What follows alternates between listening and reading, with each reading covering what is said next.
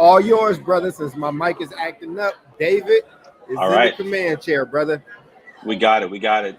Thank you. Thanks everyone for joining us for, I believe, episode 103 of the South Star Classroom. We have a good show today. Definitely having to do with what we talk about on the show, which is education, focusing on Black and brown students. But we also, are going to try and connect it to other larger universal themes. So hopefully everybody can hear me. South Star Classroom, if you're tuning in online, whatever platform you're on, make sure to interact with us via the comments. We will do our best to interact with you. Thank you for being here. Let's start with some check-ins before we get into our juicy topic for today. Maybe let's see if we feel a little bit more free at the end of the show than we feel now. We'll do a post-show check-in. But with that, freedom isn't free, David. There's a heavy fee. That's right. Freedom is not free. Correct. Yeah, the truth is free, but the lies will be paid for.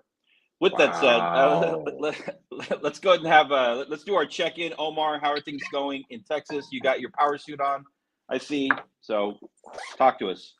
Indeed. Today is our first day with brand new teachers because we already start school July 31st. So I'm coming to you live from where the action is. I was doing trainings all day with our brand new teachers. It was so much fun to get to meet them.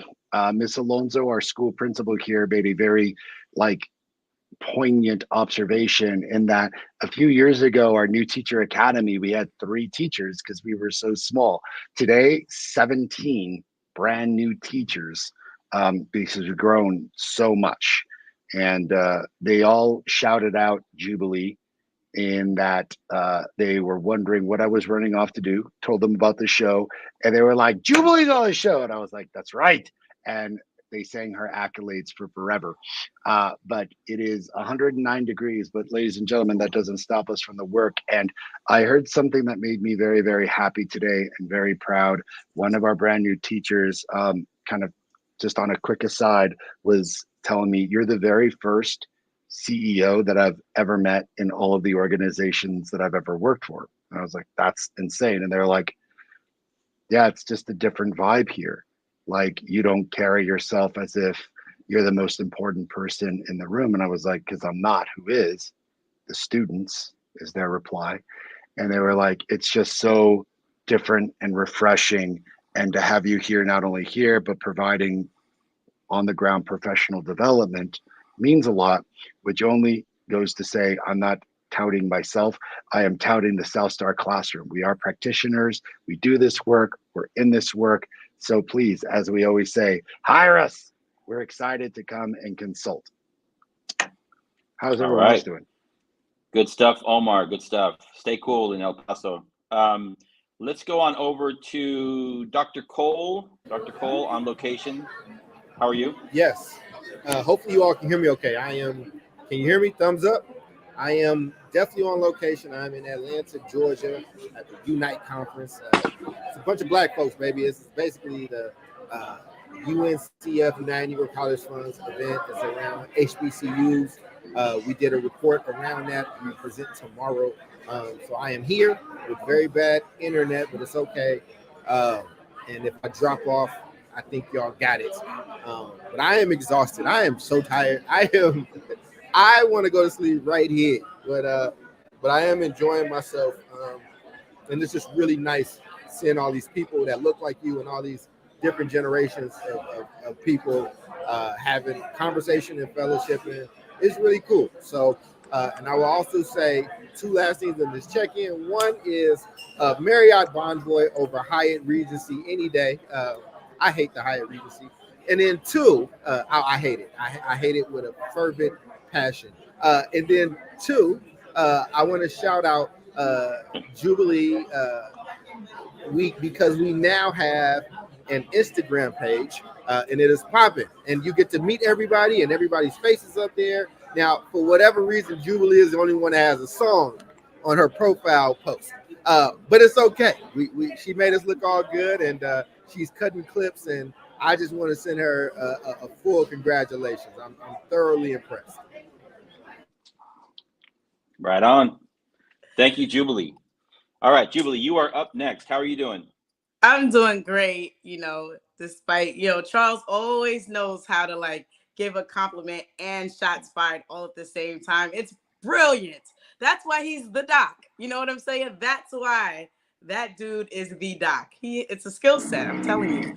But thank you. The reason why my picture is the only one that has music is because I was exploring and discovering, and I was like, a music button for a post, not a reel. So I clicked it and I was like, we're gonna go through with this.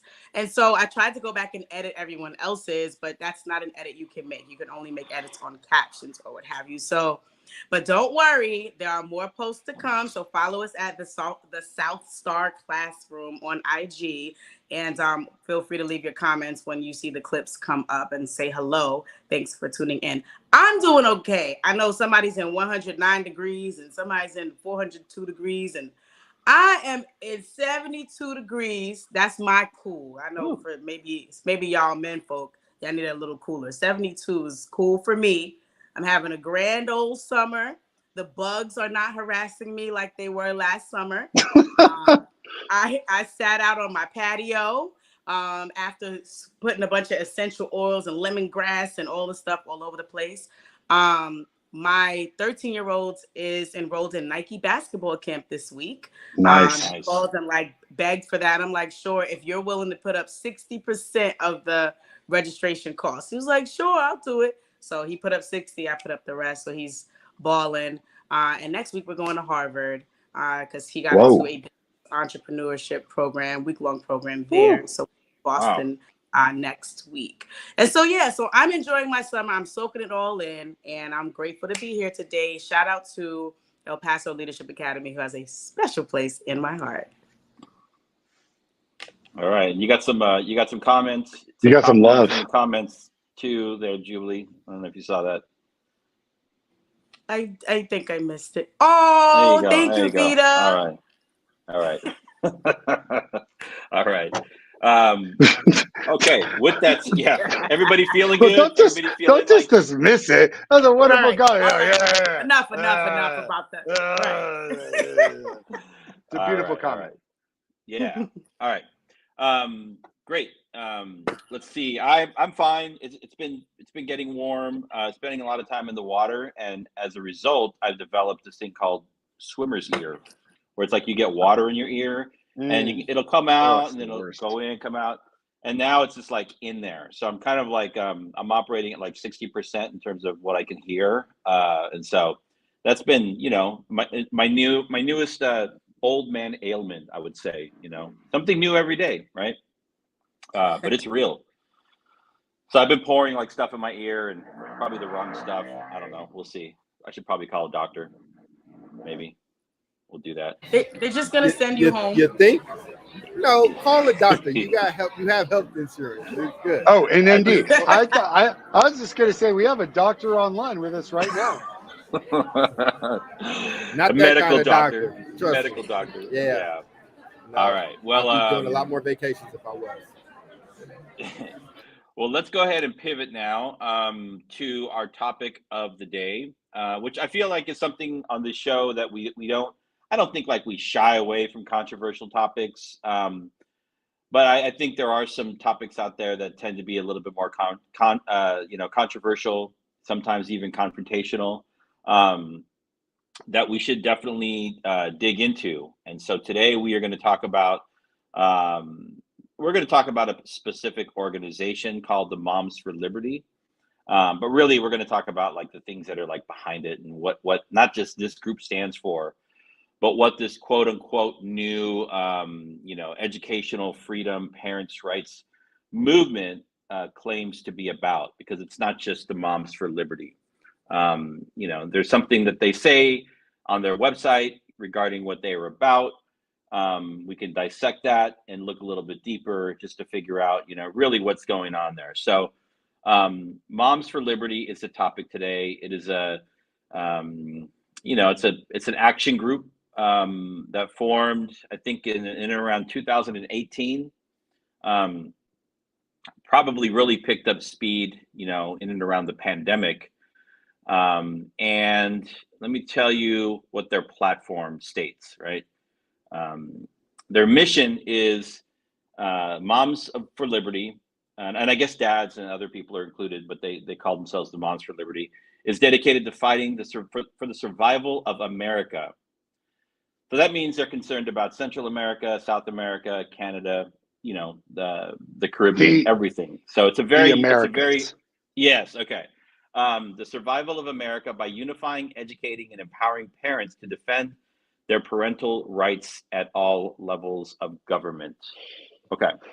A couple of things that they say that they do, how we fight, is by holding leaders accountable, and I'm all for that. I do have questions when they say things like liberty-minded. We hold decision makers accountable and we work to replace them with liberty-minded individuals. Like, I have a question about that. Spreading awareness. We spread awareness and understanding of the limited role of government. So making a claim, it's a conservative kind of claim that government should have a limited role in our lives, even though they are working to populate school boards across the country, which are part of government. Opposing government overreach, standing together against government overreach and intimidation tactics, some of which you could probably say they are actually employing. Promoting liberty. We promote teaching the principles of liberty in our homes and in the community, right? So the question there is around, like, what does liberty actually mean? When they say that, that means many different things to many different people. When we say the word freedom, that means many different things to many different people, right? Engaging on key issues, making sure elected leaders, are aware of key issues impacting families, and then activating public service. That's where they activate liberty-minded leaders to serve in elected positions, right? So they have like this six-prong kind of platform around what they stand for.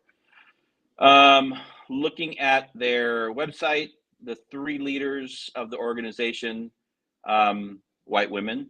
They have a national team that's made up of a Latina and African American woman. When you kind of dig into their bios, they're like, oh, they worked at Fox, or they did this or that. It's kind of it's definitely, like, just to put it out there, very right-wingish, right? I mean, it pretty much is. And I'm trying to be objective here, but if you had to put this onto a political spectrum, that's really what we're looking at.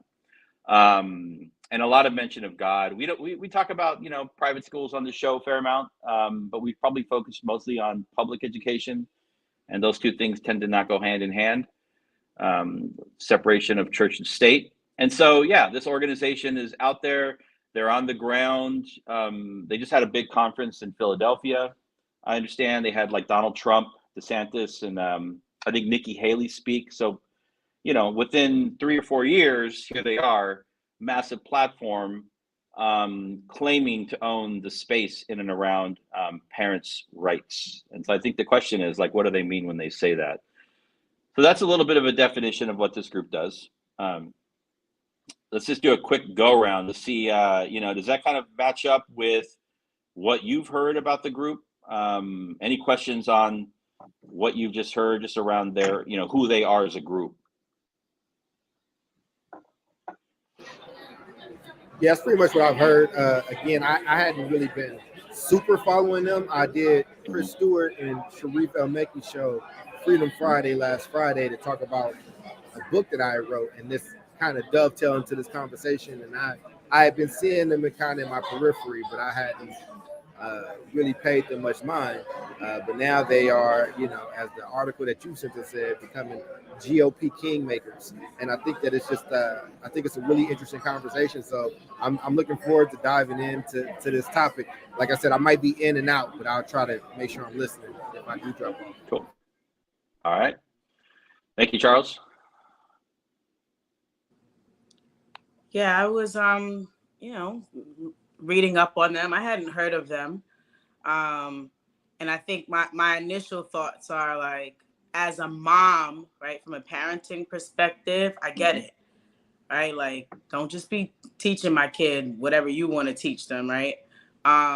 Teach them things that are in line, with, my values. But at the same time, I also understand that unless it's my values are the shared values, right, of the nation, of the community, of the school, then what are we really talking about? Like, is that a realistic expectation? I think a realistic expectation is that I need you to send my child home knowing more than they knew when they left, right? In Yep. terms of being a better reader, mathematician, right? Scientist, right? I think those are reasonable expectations. But when we shift into the sort of moral values conversation, now we're getting into murky water. But in terms of like, just the principle of the foundational like understanding of what this group is saying that they do, parents' rights, parents being advocates, the parent voice being included in school decision making or school-based decision making, I can wholeheartedly agree with that. There are just some other pieces that I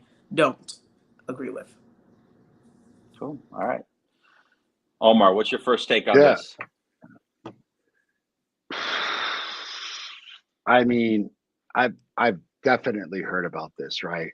So in one respect, I got to give some credence and some kudos because we're consistently on the show talking about what you can do and what our audience can do. And this is a perfect example of just straight up organizing work. Like, we are going to get together, we're going to organize ourselves, we're going to organize local chapters, we're going to have structure, and we're going to be able to provide that structure to your local chapters. We have a definitive mission. And really what you're doing is empowering a number of people who are extraordinarily frustrated about something in order to take action.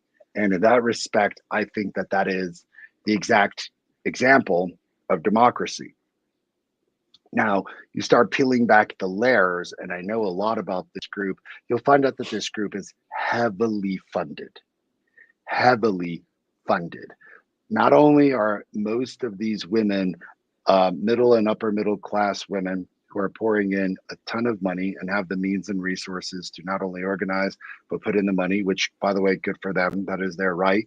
But you will find very conspicuous donations from very far right wing people, organizations, and donors that ultimately are hyper funding this situation. So they are not just considered far right wing. They have now been, by the Southern Poverty Law Center, labeled a far right wing organization. And look, like in America, cool. You want to organize, you have political beliefs, you've got your ability to do these things. Just because I vehemently disagree with what you stand for doesn't necessarily mean that what you're doing isn't totally allowed or completely democratic or organized in a way that I wish we on this side would organize ourselves, because they're finding not only a way to organize themselves, but bring in other people. Granted, those people are QAnon folks and the Proud Boys. Woo! There he goes. By the way, like the Proud Boys, if you've ever like read their book, which I just heard a podcast about, is hysterically funny because they just like made all their shit up, and the information that guides their principles is just like kind of a joke and laughable, and odd. And they label themselves as a proudly chauvinistic organization, which basically means that men are superior. That is their ideology, that like men are superior to women. That is our ideology as Proud Boys. That's the only thing that you need to know about. And they are gleefully partnering with this group of women, which is interesting.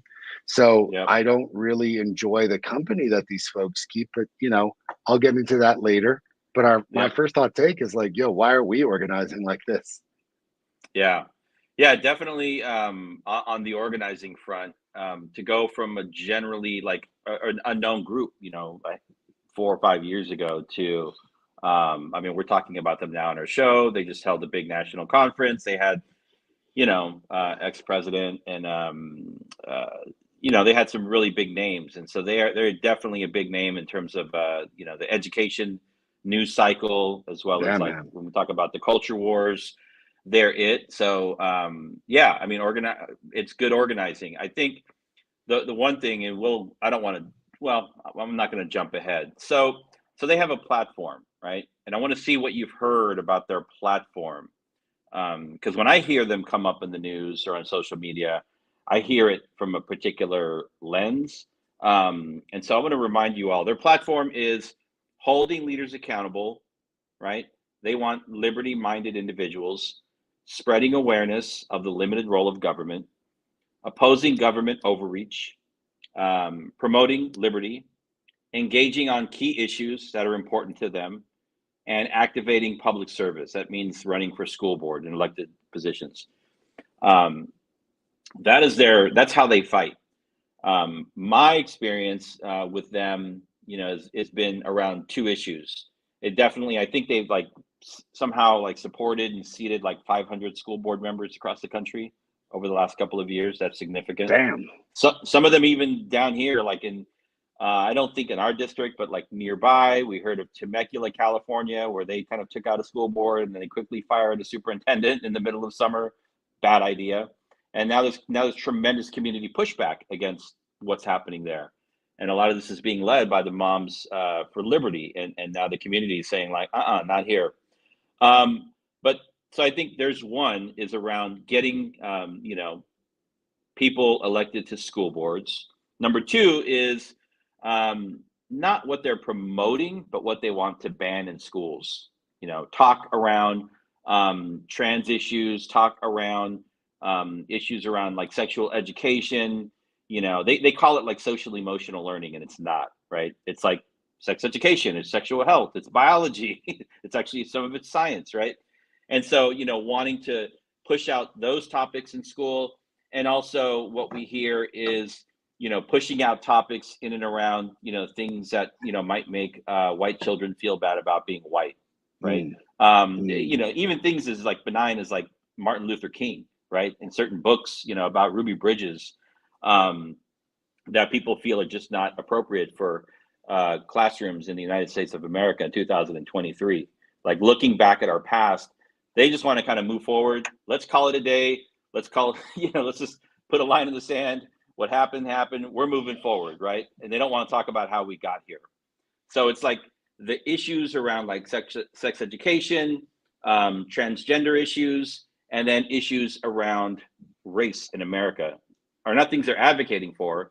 This is how we hear about them. They want these things out of schools, right?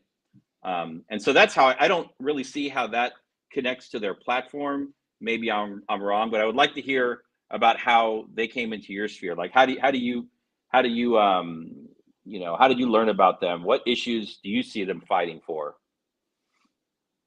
That's a good question. They're hot in Texas, dude. They're hot in Texas. Okay. So we did a show, I want to say like maybe a few months ago, about what's been going on with school boards.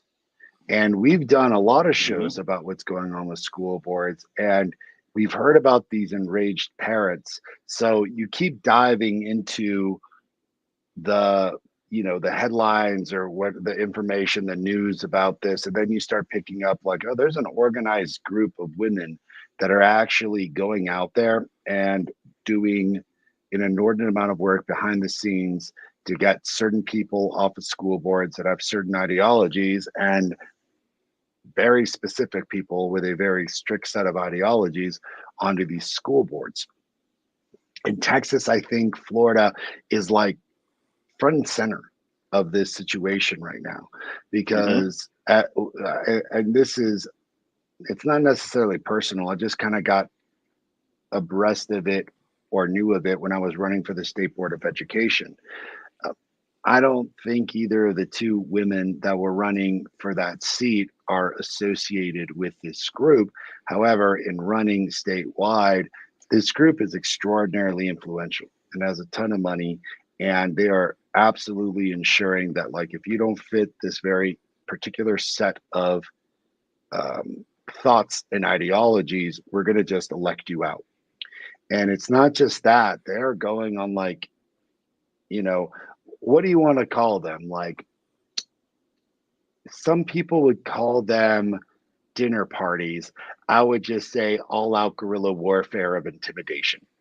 They are just straight up going after candidates and individuals who don't align with Yep. them and doing extraordinary lengths of intimidation, not just in terms of people that are running for office. I'm talking about people within schools. Like, we're going to Yep. expose you. We're going to fire you. You've got a family. We'll humiliate you. I mean, I think there lies a certain level of democracy. And when you start talking about the freedom of speech, remember that putting people in clear and present danger is not protected in the freedom of speech clause. It's not protected by the First Amendment. Most people say you can say the F bomb. Actually, that's not even protected under freedom of speech. So it's very interesting to me that a woman, and it's not that, like, it's the same hypocrisy that Fox News has been doing that just got exposed with this whole like voting machine situation where they were like, yes, like there was voter fraud. And then behind the scenes, all the texts between like Sean Hannity and Tucker Carlson are like, there's no evidence for this. This is insane. These women are espousing these like bullshit platitudes like liberty and freedom and so forth. They know what they're doing. This has nothing to do with liberty. They are violating the First Amendment. They're violating a number of laws in the tactics that they are doing things in. It's just that white women with money don't get prosecuted for such things. They get rewarded in this country. And I think they're that moms. we should be They're like moms, cognizant right? of this. Yeah. And go ahead, Jubilee. Yeah, I was gonna say I never heard of them a day in my life. And until, you know, it was time to kind of prep for this episode. And so I was on the Instagram just kind of, you know, watching videos and things like that. I have to say though, there was one that I agreed with, because it was talking about, that's why I said like this to me, it's sticky on the sort of what should be allowed or what's appropriate for children. Cause I'm like really big on that. But I also feel like as a parent, like I'm also a gardener, right? So it's like, I know I'm going to send my kids to school and they're going to engage with some BS. Somebody's going to say something, whether it's a teacher, right, that says something weird in class, or a classmate, somebody on the bus. And when they get home as a gardener, I got to be like, let me see these weeds and kind of pluck them out the garden, make sure that my sons are great, and teach them how to be able to sort of cultivate their own garden from the BS that they're going to get when they go outside. Right. But like one of the videos on the Instagram page was a mom, I forget which chapter she was with, but she was presenting to the school board about inappropriate descriptions in textbooks or in like independent reading books that were describing, and it wasn't I don't think it had anything to do with slavery, but it had to do with sexual, you know, something sexual in nature, whether it was rape, right, or molestation or whatever. And so I don't know the names of the books or the grades, right? But if I had that information, then I could probably emphatically say, oh, you had that in a book for a third grader? Like, what are we doing here? Yeah. Right. So that's why I say it's sticky for me, because on those issues, you'd probably get a rise out of it and be like, nah, we got to go up there. They got to take that out. Like, why are you teaching this to 9-year-olds? Like, let that be my choice as a parent to decide if I want to introduce my kid to that. But that's not your role as a school, right? But on the flip side, there are in this liberty piece, right? That's the part where I'm like, huh? So you want to talk about liberty, but you don't want to talk about social justice. You don't want to talk about the history. Slavery is a part of American history. You don't want to talk about that. You don't want to talk about CRT. Like, so that's where I'm like, I get it. Advocate for your kids. I'm big on that. Like, I'm big on that. You guys have probably heard me harp on that point. But at the same time, it's like, but you're fighting for like us four and no more. And I think that there are, in one of the articles that you shared, I forget, it might have been one of the founder, I think Tiffany something another, was saying that she understands that, you know, this work is hard and that there may be some chapter leaders who go all willy-nilly and act all nuts. I'm paraphrasing, of course, in these meetings, right? And they don't have an issue like with removing chapter leaders and whatever the case may be. But I think a lot of times when those things happen, it's indicative of a lack of true understanding of what the mission and the vision is and like what we stand for. And that's what I still have a question mark around. Are you talking about advocacy and parental rights? Or are you talking about preserving Christian nationalist thinking and political? Yep. And I still haven't seen anything in their platform around promoting effective literacy practices, promoting effective like early mathematics instruction. I still haven't seen that yet in their platform. Maybe it's there, but I do agree with you on some of the It's at least because some they of the don't have stories that to. we've seen. But they don't, these are middle class women that have Mhm. money. Many of them are college educated.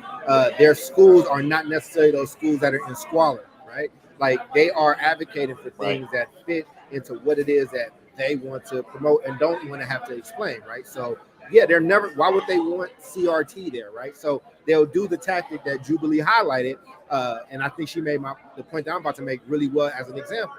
They will find an issue that will galvanize people across many different races and Mhm. creeds, especially if you're religious, right? So it might be a book that is out there that has an explicit sexual scene in it, or it's going into detail.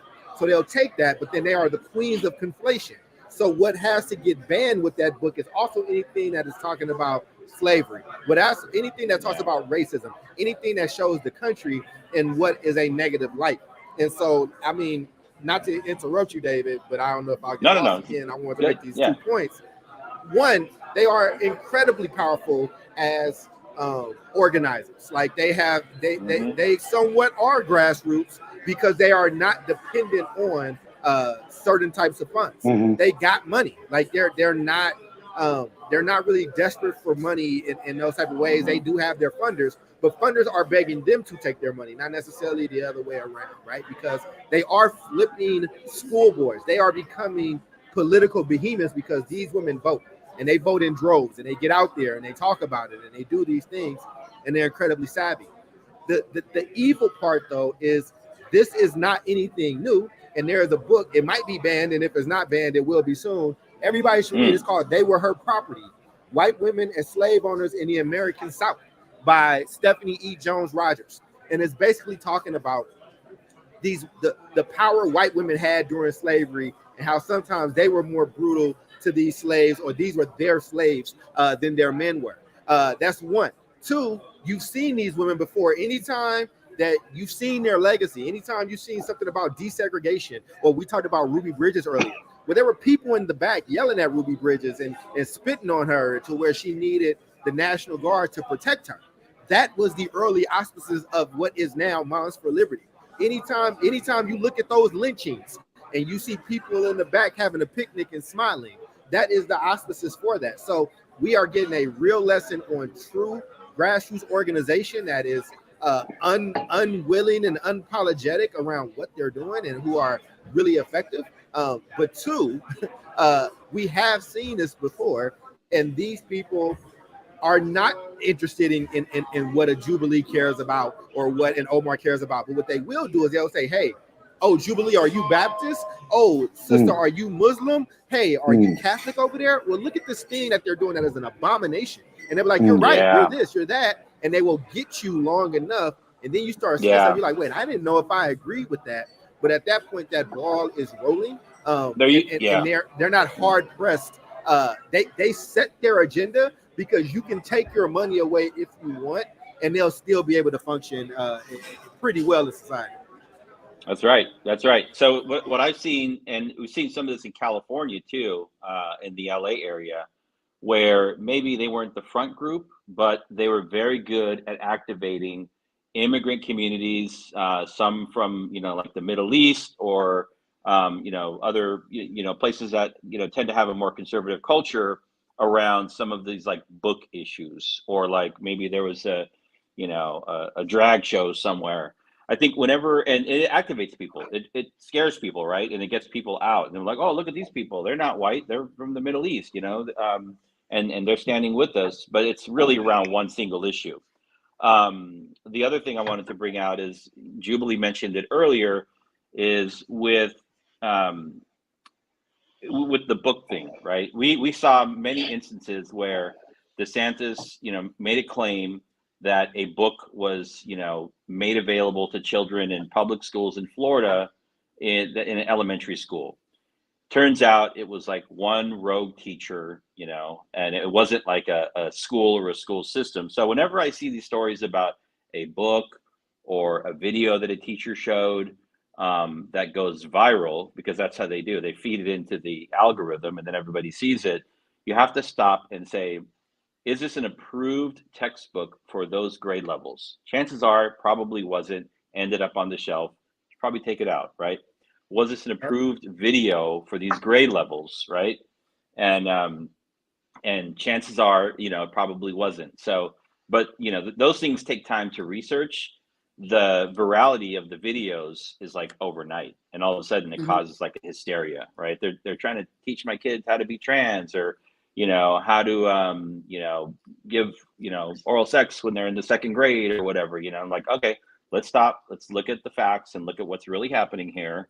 And 9 times out of 10 it's an isolated incident, but they're able to utilize that to further advance their agenda, which does resonate with a lot of people, myself included. I'm with you. Yeah. So you 2 points. One is this whole idea about like using fear and anger / rage to their advantage. Because Vita had asked the question earlier about the whole grassroots thing, right? And it's like it's grassroots, and they're also very politically connected, also to Omar and Charles's earlier point, right? So they have both going for them, and they flew on the wings of COVID-19, right? Yeah. And the fear that existed in that time, right? And like Omar, you might know better than most, right? Because like New York wasn't playing that. You better wear a mask, right? But there were other states that weren't trying to hear that. And so the fear that came with what the heck is COVID-19? Oh, and now the government saying we got to wear.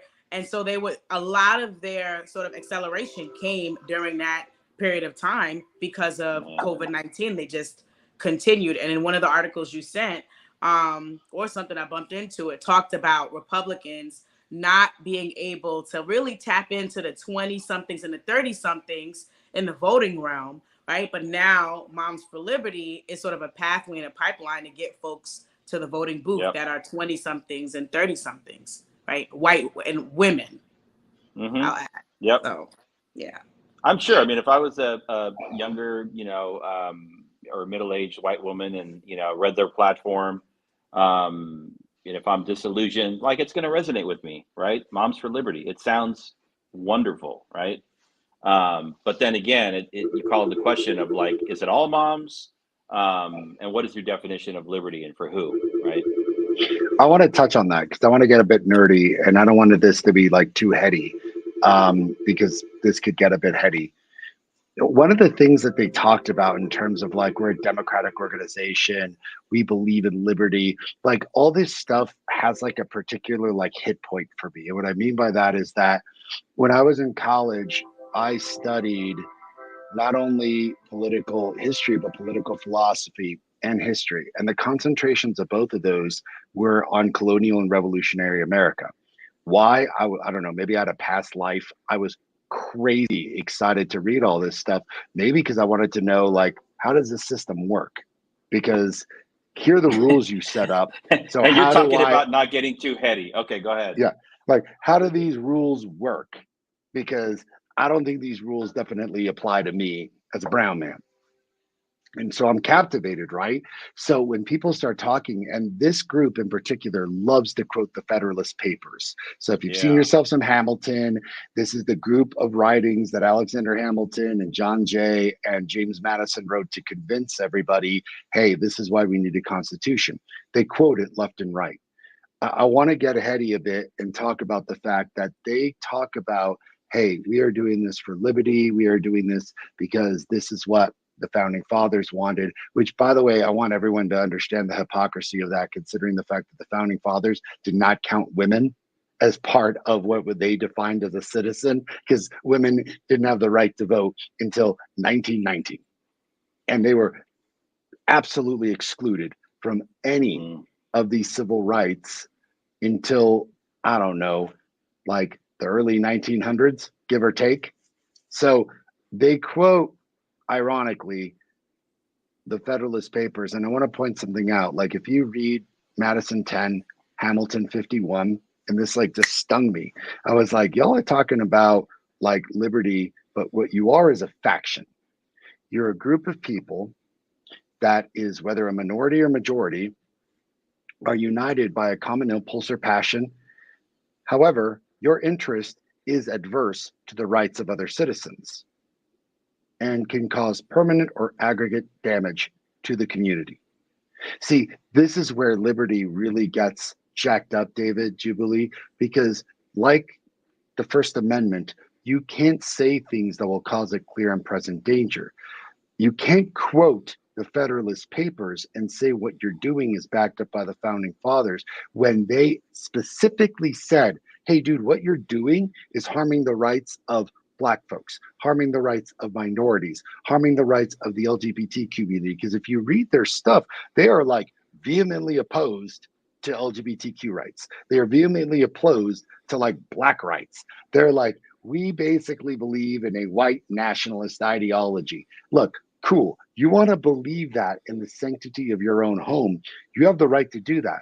You want to congregate and talk about that. That's up to you, dude. The minute you start pushing that agenda into a democratically elected boardroom and intimidate people who are not going to fall into your agenda, you have become the very tyranny and strife that Jefferson, Madison, and Alexander Hamilton warned us against. So yeah, I'm heady, but like, I don't know, man. This sounds like a hell of a lot of hypocrisy to me, man. And I don't think they give a shit. And I'll tell you, I don't think they give a shit because these women, whether they believe in the cause or not, it fits two things. One, I want to be a part of something that's bigger than me. Two, I don't give a shit what we're for. We're in a group. And I'm angry, and because I'm angry, we get to go fight for shit that I don't really understand, which I guarantee you is the overwhelming majority of these people. Misinformed, angry-ass people with a lot of money and a lot of time out there just starting shit because they ain't got any other shit to do. But you should be scared. These women who are starting all this mess are gaining insane levels of traction. GOP kingmakers? You got to be shitting me right now. That is nuts. Wokeness, rallying against wokeness, critical race theory, LGBTQ plus indoctrination, and COVID-19 school shutdowns, right? That's kind of where, I mean, like, you know, where these things started. And that's my answer to the question. This ain't democratic. This is fascist shit. Like, yes, your way of organizing may actually be democratic, but democratic means gathering a very large swath of people together who have varied interests. A representative group. A benefit towards the overall community. You have now done exactly what, and by the way, it's apropos or appropriate because I think one of them like was quoting Adolf Hitler during one of their meetings. Yes. So cool on you. Thanks for quoting you know, I mean, Mein Kampf. Terrible. That Terrible. train's never late. That train's never You couldn't late. find anyone else to quote? Exactly, dude. Come on. All the people and all the things, like, cool. Thank you for incorrectly quoting Madison and Hamilton, and let me serve your ass with knowledge about what they actually meant. But now, like, you just can't. Like, you're like Fox News right now. You can't apologize for quoting Adolf Hitler. You showed us your true stripes. So no, it's not democratic what you're doing, because when you are literally quoting and following a white nationalist, only these groups of people do we care about ideology, and suppressing a community with those ideologies through intimidation, fear, and basically money. Hey, man, that no longer becomes democratic. That becomes some like crazy fascist shit. We're going to rule by intimidation. So I don't know, like, it all started and sounded really nice until you dug in deeper and you're like, oh, you're just a bunch of angry ass fascist women with no time to do anything else. Oh, excuse me, with so much time to do all the things that this is what you invested your time to do. Damn. Yeah. And if you look at, you know, I mean, I don't know. It sounds like they've organized upwards of like 500 people to like run and win for school board across the country, people, right? But I'm like, I mean, how much of that job is actually, you know, keeping wokeness or CRT or LGBTQ issues, or keeping schools open within the wheelhouse of a school board member? It really isn't. Those are responsibilities of the staff, of the superintendent, Oh, that's Your a job really as a good point. superintendent is to, oversee the finances of the government, and unfortunately hire and fire superintendents. And so that's what they've been doing. They've been firing superintendents left and right with no plan in place, like midsummer. Like, we don't like you because you're not going to support our book ban, and boom, they just fired the superintendent in Temecula, California, like about a month ago. Like, what are you going to For do? like this stuff or Where what? Just do you? Yeah, I mean, for political stuff, for sure. damn. And so, it's happened. I mean, there's a number of cases where they're doing that, and I'm like, do you have a plan in place to like launch a search for a new superintendent? Do you have a friend that wants the job? Right? Like, these are major decisions, right? And they're doing them because they are able to establish majorities on school boards. So, I keep going back to this. What is the guy's name? Reed Hastings, right? The founder of Netflix. His whole critique, maybe even more than 10 years ago, around the dangers of elected school boards, because they are open to the political, whims of the day, right? And so that can be like far left, hardcore labor union, that also employ some of these same intimidation tactics, right? That also have deep pockets to, stack school boards. And now in some places we're seeing the opposite, right? And, all the meanwhile, unfortunately, superintendents that are in these districts have to figure out how to navigate this stuff. And it can be, very challenging, especially when they're able to establish a voting majority. This is not fun and games. This is like real life that impacts like I agree. children, right? Yeah. It's a pipeline. I feel like it's definitely a pipeline. Like, I don't think that, this group, they plan on stopping, with involvement in the school board. Right? It's like, all right, we're on the school board. We have majority here. Now we're gonna go to city council. Right? We're gonna move to these other public office roles, and right. And so, like, go all the way up. I think it definitely is an entry point to getting more people voting for the far right, Republican, nationalist, Christian, thinking. And I'm a Christian, so I've got my beliefs, but I think the way how they are sort of moving is just not, it's not inclusive, and I think that's the issue, for me. And even though I did see a video from the founder talking about the fact that we do need to be speaking about proficiency for reading and math, I didn't really hear that come up as something that folks were charging about, like, hey, we need to fix this. Like, I didn't hear that. It was these kids can't even read the everything CRT else. books. Right, exactly. Yeah, so that's what was a little astonishing for me. It's like, I get it if they're like, yo, you guys are sitting here spending 2 periods, teaching about this issue that we feel like is inappropriate for this age group, and I don't hear you teaching the kids about fractions. I don't hear like kids don't know any sort of like algebra, like what's going on. To me, that's an injustice if we're talking about the future of our babies, of our children, and what our country's going to look like in the next 5 years, 10 years, and the fact that folks are not really enrolling for college like they used to. And I mean, all these other different issues that we've talked about on this show are coming up.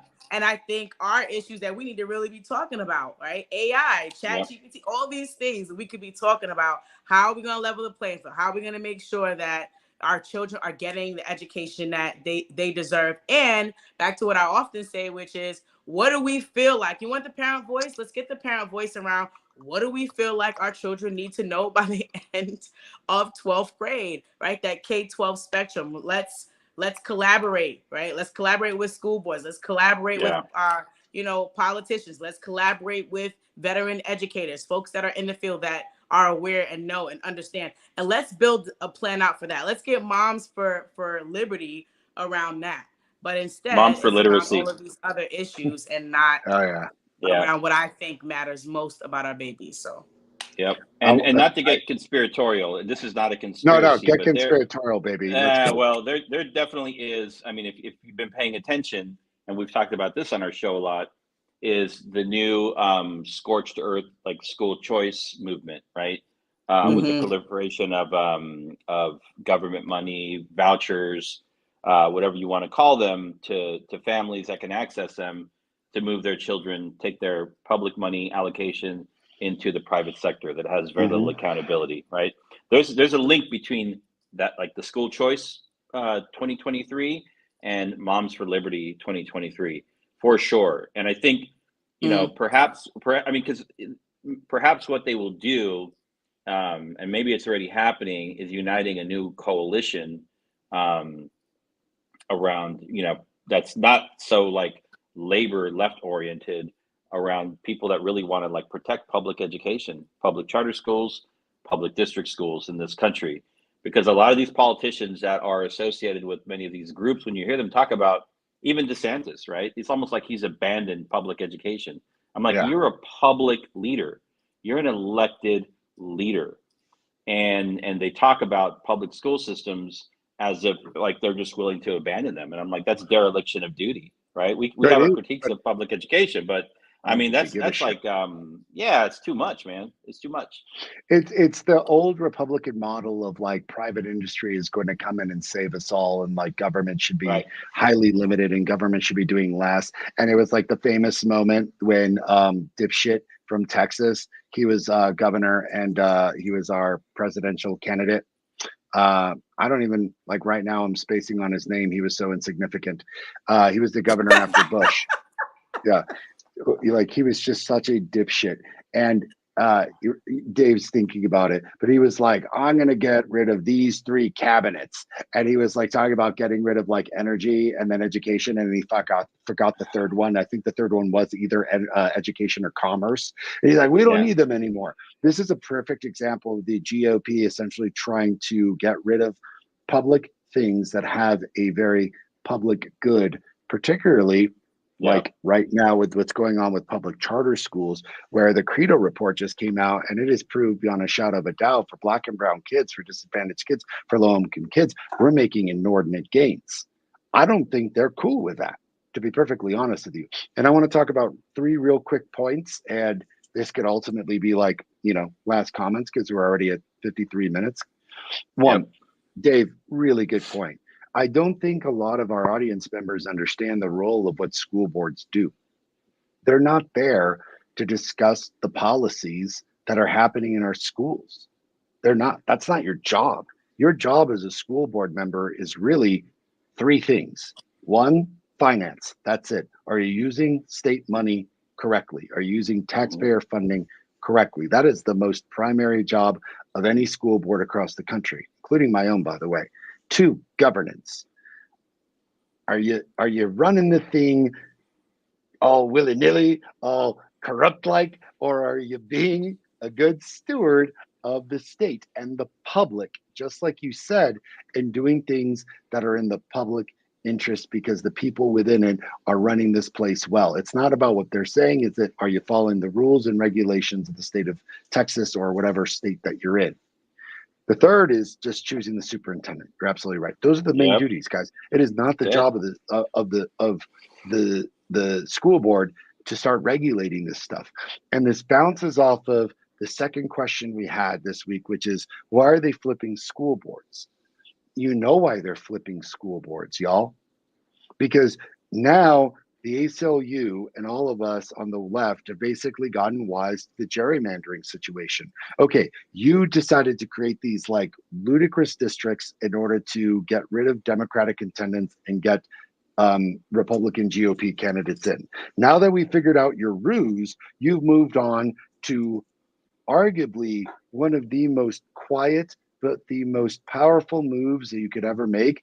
All of the judges, and I'm not talking about the Supreme Court judges, which sure, inclusive of them, but I'm talking about all the appointed judges that a president can appoint, all your federal district judges, all your federal appellate judges, all of those judges that handle immigration. When they all become Republican, guess how they're going to decide? Which is so abjectly against the idea of justice, but that's their ruse, that's their game. Now we're getting wise to that too. So what are they going after? Shit, they're going to the root of the source, baby. Mm-hmm. Let's Yeah. indoctrinate children. If these kids believe what we believe, they will grow up to become high voting members of the GOP because we're losing our numbers and there's no better way to get them on our side than pure indoctrination. That is the ludicrous hypocrisy of this group of women. Don't sit here and quote Madison and Jefferson and Hamilton to me and tell me that they're on your side. They hate what you're doing. You are a faction who is trying to absolutely denigrate the rights of others. Now, granted, Madison, Hamilton, all these fine folks, most of them are slave owners, by the way. So let's not get into the nuance of their hypocrisy. But what they wrote about trying to ensure that, let's just say, all citizens at this point, everyone here in the United States, garners equal protection under the law. Yo, indoctrination is against the First Amendment. Indoctrination is not protected by the First Amendment. Indoctrination is absolutely against the Bill of Rights and everything that these people wrote. And to answer Jubilee's question, why are they doing this? Why are they talking about these things? Why are we talking about it? Jubilee, so they can control the narrative. And you know it. Of course. And that is their systemic way. So to circle back to where we were at, these women are not women who are practicing democratic ideologies and ensuring equal rights for everybody. They are forcing hard right-wing Christian white nationalist doctrine on everybody and saying that it's in the face of democracy. Bullshit. Bullshit. These women are abject fascists. And if they don't know they're fascists, I'm telling them to their face. Right now, you have misinterpreted the Fairless Papers. You don't know shit. You ain't shit. And you're a bunch of fascists. And there we have closing thoughts. Straight up. Yeah. You Well, I ain't mean, shit. yeah. At y'all the end done of the got day, Omar mad. You done pissed him off. Look at this. On the day he's wearing a suit in 109-degree weather, you pissed him off. Come on. Pissed me straight off, man. That's what happened. Goodness. Yeah. Yeah. All right, Jubilee. Closing thoughts on today's show and you know what you learned. I know it was a generally a new topic for you, and now you've been indoctrinated. So. Yo, oh no, don't indoctrinate me, because you know you heard what Omar said about indoctrination. but yeah, I think this was a great topic because I learned a lot, and I think you could learn. They used to say you could learn a lot from a dummy. I don't want to call them dummies, but you can learn a lot from how they have organized, how they've galvanized people, even if it is a bit of fear mongering, even if it is a bit of intimidation, all of that. On the parent side, I think it's pretty dope. It'd be pretty dope if we could do that, right? For things that matter to us, for things that we believe are fair, right? And I still hold my question mark, right? I don't even know if it needs to be a question mark, but I wish that when they say that they hold leaders accountable and sort of the things that they want to stand for, that it would really, really include the things that matter most in terms of the future of our children academically. I think we could go further faster with that, and I think honestly that's what's most important for me as a mom.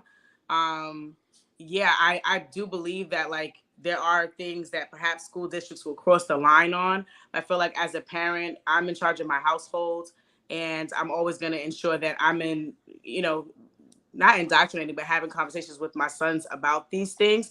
So I am not putting all of my hope and my wishing and my all of this into what the school does or doesn't do, unless I feel like they cross the line. Other than that, my kids, our values, our beliefs, I'm home and I'm teaching that to them. I want the school to focus on reading, writing, and arithmetic, right? That's what I would love schools and school boards to focus on. And I kind of wish that Moms for Liberty would do that as well, and also be more inclusive in terms of who they are standing for. Oh, but it's their platform. There you go. So Thank you. That's beautiful. I generally try and keep an open mind when new groups form. I read their platform and agree there are certain elements of it that I do agree with, that resonate with me. But when you look at the entirety of the package, when you look at the place and time that we're in terms of history, when you look at the longer tradition of, of history of this country, going back to the founding fathers, and what we believe that they actually meant when they were writing things like the Federalist Papers that Omar alluded to, it's pretty easy to see that, unfortunately, this is a front group that is designed to do exactly what it's doing, right? Advance the agenda of a smaller group Mhm. of, privileged folks that have a very particular political leaning. Haven't seen really anything coming out of that camp around the needs of special education students, the needs of Mm. low-income students, of Latino Mm. students, of African American students, of literacy, mathematics, school safety, reducing suspensions, Mm. access to high-quality public and private schools for students that have, been furthest from opportunity. I just haven't seen that. Maybe I'm looking at the wrong part of their website, but I'm pretty sure it's not there. So I just think you got to be careful, at what you're looking at. But they're definitely, it's a movement, and so we have to pay attention. Before we finish, I want to give a shout out to the National Parents Union that is doing this work, authentically across the country, and building steam, around building a true coalition, an inclusive coalition.